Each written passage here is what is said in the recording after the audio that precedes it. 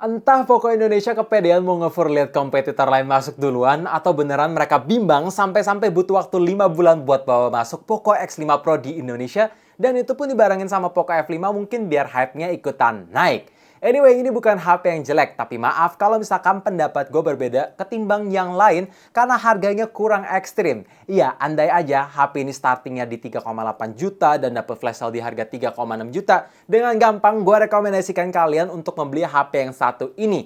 Tapi karena harga normalnya sekarang 4 juta, jadi dengan mudah bisa gue bandingin sama iQOO Z7. Jadi langsung aja gue mulai review Poco X5 Pro sekaligus perbandingan tipis-tipis dengan iQOO Z7. So, welcome back to Up To Date Aiden Channel. Nama gue Greg, let's check it out.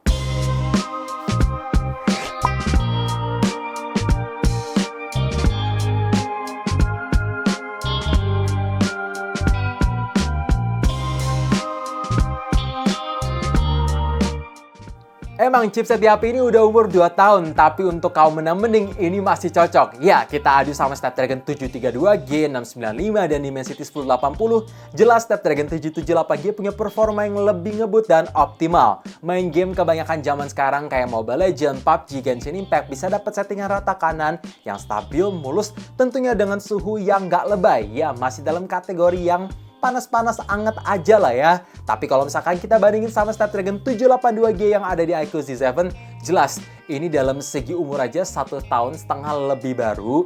Suhu bisa lebih adem, efisiensi lebih bagus karena fin fabrikasi yang lebih kecil, dan untuk performanya bisa ngangkat Genshin Impact yang lebih stabil dengan FPS yang lebih tinggi juga. Memang sedikit disclaimer untuk Poco X5 Pro, kebutuhan harian non-gaming sampai gaming masih oke banget dan gue prediksi masih bisa dipakai sampai 2 tahun mendatang. Tapi rasanya menurut gue, Poco terlalu main aman. Beda sama Poco F5 yang datang dengan gebrakan baru dan chipset baru. Itu lebih wah ketimbang HP yang satu ini.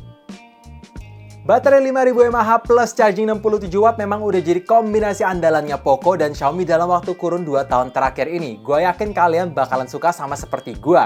Ya, apalagi untuk ketahanan baterainya pun bagus. Gue pakai 70% untuk push rank, scrolling Instagram, nonton YouTube dengan koneksinya full wifi, brightness set setengah, volume speaker 50%, refresh rate 120Hz, masih bisa dapat screen on time 8 jam lebih, dan itu masih ngisain baterai 9%. Nah, ketika gue coba ngecharge dari angka 5-100%, dibiarin ngecharge aja tentunya menggunakan kabel dan brick charger bawaan, maka waktu 47 menit. Itu tergolong cepat, tapi kalau misalkan kita aduin sama si iQOO Z7 yang support 120 watt, wah jelas ini bedanya cukup signifikan. Ya, di iQOO untuk ngisi baterai dari angka 2-100% cuma makan waktu 28 menit. Jadi ya udah saatnya Poco upgrade kecepatan chargingnya biar mantep aja gitu. Oh ya, ada satu hal yang harus gue kasih tahu ke kalian, jangan pernah biarin baterai Poco X5 Pro ini mati atau habis total. Karena kalau misalkan kita colok ngecharge dan pengen nyalain, itu butuh waktu 3 menit baru bisa nyala. Jadi selalu ngecharge di 5%. Kamera di HP ini tuh bagus banget. Ya, kalau misalkan kalian pengen nyari kamera terbaik di harga 3 jutaan, dengan sangat gampang gue bisa merekomendasikan Poco X5 Pro. Tapi dengan catatan, kalian hanya mementingkan lensa utama. Karena lensa ultrawide-nya ya biasa aja hasilnya, dan lensa makro itu jadi cuma pelengkap aja, jarang kalian pakai. Jadi langsung aja gue bahas hasil foto di kondisi daylight atau cahaya cukup. Detailnya ini tajam banget, dengan ekstra software sharpening yang berasa ketika di zoom in, dynamic range-nya luas, kontrasnya bagus, highlight-nya ngangkat banget. Hanya aja dalam segi saturation menurut gue berlebihan. Tapi ini bagus, memberikan hasil foto tuh seolah-olah colorful dan berwarna banget tanpa harus kalian edit apapun. Jadi ini poin plus-plus. Dan ketika gue coba foto di keadaan kurang cahaya, gue surprise, dalam segi detailnya ini masih konsisten tajamnya, highlightnya masih bagus, noise plus grain minim. Dan begitu gue coba nyalain fitur night mode, ini kontras plus saturationnya bisa naik banget. Menurut gue memang agak lebay, tapi gue yakin beberapa dari kalian atau kebanyakan dari kalian pasti akan senang liatnya karena berasa HP flagship. Yang ngingetin gue sama Xiaomi 12 karena kontras saturationnya mirip persis. Dan kalau misalkan kalian tanya gimana soal noise plus grain, menurut gue ini makin berkurang jauh banget sih. Ini dia hasil contoh video di kondisi daylight sambil jalan biasa. Menurut gue dalam segi highlight, detail, dynamic range-nya masih ngangkat. Dan by the way ini gue record di resolusi 4K 30 fps, hasilnya stabil banget. Tapi sayang, nggak support di lensa ultrawide. Dan untuk hasil video 1080p-nya langsung gue pindah dulu guys.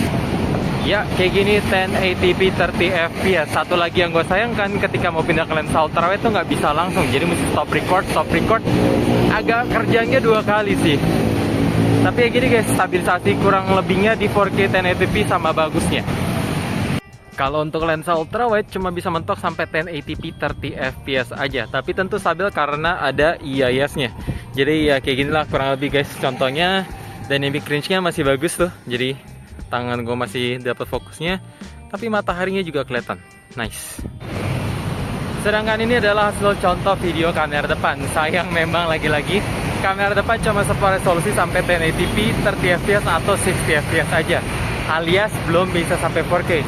Tapi ya lumayan sih, ini stabil, skin tone-nya nggak terlalu pucat, highlight background di belakang masih dapat. Dan gimana soal kualitas mic-nya guys? Karena gue di samping jalan, coba komen di bawah ya. Kalau ini adalah contoh Instastory guys, langsung direct sambil jalan.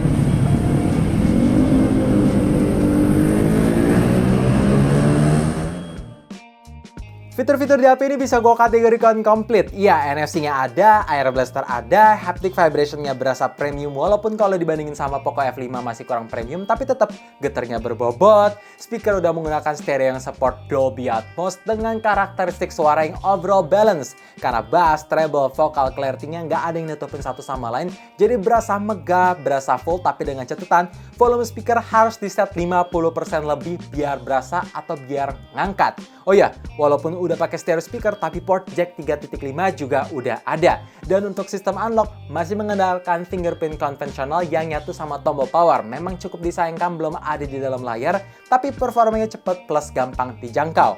Buat kalian yang penasaran sound quality-nya gimana, make sure pasang earphone ataupun headset. Walaupun memang ini udah kekompres dari mic ataupun lain-lain dan udah diupload, tapi supaya kalian dapet gambarannya aja lah ya, langsung gue play di volume 100%.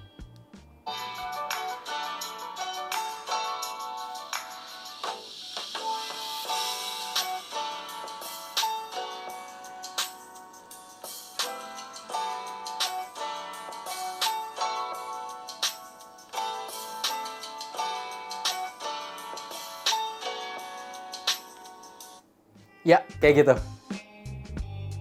Layar di HP ini tuh gue suka banget ya, selain punya bezel yang tipis di segala sisi, tapi dalam segi kualitas yang dikasih beneran mantep. Ya, dipakai nonton, viewing angle-nya luas, kontrasnya cerah, colorful, warnanya hidup, dan ketika dipakai di kondisi outdoor pun brightness-nya ngangkat karena bisa nyentuh 900 nits, bahkan udah support Dolby Vision. Jadi kalau misalkan kalian nonton konten Netflix yang support Dolby Vision, warnanya bisa makin ngangkat.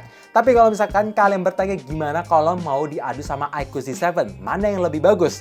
Wah, langsung aja gue tanya ke kalian, mana yang bagus antara atas dan bawah? Coba komen di bawah. Memang sekilas itu nyaru karena dynamic range-nya ngangkat, kontrasnya bagus. Tapi harus diakui panel AMOLED itu selalu terlihat lebih vivid. Bahkan kalau ada warna gelap, itu hitamnya beneran pekat, gak abu-abu kayak di IPS. Dan ngomongin soal touch responsitivity, gue suka banget ini lancar, gak ada kendala apapun. Dan dipakai main menggunakan 4 jari pun juga aman-aman aja. Gak ada kesentuh yang ghost touch ataupun touch delay. Kecuali di bagian screen protectornya yang emang gampang banget cepat baret. Harus diganti ke tempered glass biar nambah ekstra proteksi walaupun memang lapisan kaca depannya udah pakai Corning Gorilla Glass 5. Tapi karena kaca adalah kaca, ya kaca gampang pecah. Apalagi kalau jatuhnya tinggi. Jadi pakai tempered glass biar aman. Body quality di HP ini ya masih oke lah ya, walaupun memang di bagian back cover ada sedikit gap, tapi nggak masalah. Dan ngomongin soal desain, ini persis kombinasi antara Redmi Note 12 series, hanya aja ada cutout jadi terlihat dua tone warna seperti ciri khas Poco. Dan ngomongin soal body feels, jujur gue kurang suka ngegripin HP ini menggunakan satu tangan karena bodinya terlalu ngotak, tidak ada lengkungan di pinggir kiri kanan. Tapi untungnya karena dimensinya tipis dan bobotnya ringan, jadi masih cukup ngebantu. Dan untuk fitur IP53 Splash and Dust Resistant tersedia, expansion, tapi sayang banget tidak tersedia slot microSD lagi. alias cuma tersedia dual slot SIM aja yang untungnya udah support 5G juga, jadi ya untuk jangka panjang aman. Dan ada satu hal yang bikin gue risih mengenai bersihin HP ini, yaitu di sela-sela kamera frame-nya itu mesti menggunakan kain microfiber biar debunya ngangkat dan nggak kelihatan licin-licin minyak gitu. Tapi memang ini kerjaan banget sih buat bersihin frame-nya doang. Entah kenapa gue nggak ngerti HP ini masih run di Android 12, padahal pas launching Android 13 udah ada. Ya memang sih kebantu sama user interface-nya yang udah menggunakan MIUI 14 for Poco, bahkan dapat jaminan software update 2 kali OS Android plus 3 tahun security patch. Tapi ya itu loh, 2 kali OS update-nya cuma mentok sampai versi ke-14 aja. Kalau mau dibandingin sama HP-HP 1-2 juta pada zamannya nanti, bakalan kalah banget sih.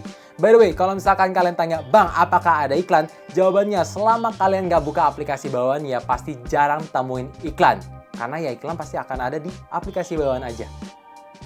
Kesimpulan dari gue ini adalah HP all-rounder terbaik, tapi nggak mudah buat gue rekomenin gitu aja ke kalian. Ya, kalau misalkan butuh performa yang ngebut, OIS, charge ngebut, storage, dan RAM yang lebih besar, gue lebih gampang rekomenin iQOO Z7 ke kalian. Ya, apalagi kalau dibandingin sama harga tertinggi di Poco X5 Pro, itu beda tipis banget. Saran gue sih ya, kalau misalkan memang mau beli Poco, tabung dikit, sabar, langsung ke Poco F5 karena jauh berasa worth it. Berasa banget tagline mereka yang fearless dan ekstrim. Karena beneran se-worth it itu. Jadi overall gue kasih rating Poco X5 Pro itu 8 dari 10. Kecuali kalian nanya, Bang, mending Poco X5 Pro 5G atau Redmi Note 12 Pro 5G? Kalau itu jawabannya ya beli Poco aja lah ya. So thank you for watching. Kalau misalkan video ini bermanfaat, boleh bantu share ke teman-teman. Jangan lupa like-nya, sekaligus subscribe dan nyalain lonceng notifikasi supaya kalian tahu kapan video baru diupload. And as always, stay safe, stay healthy, dan stay updated with up to date.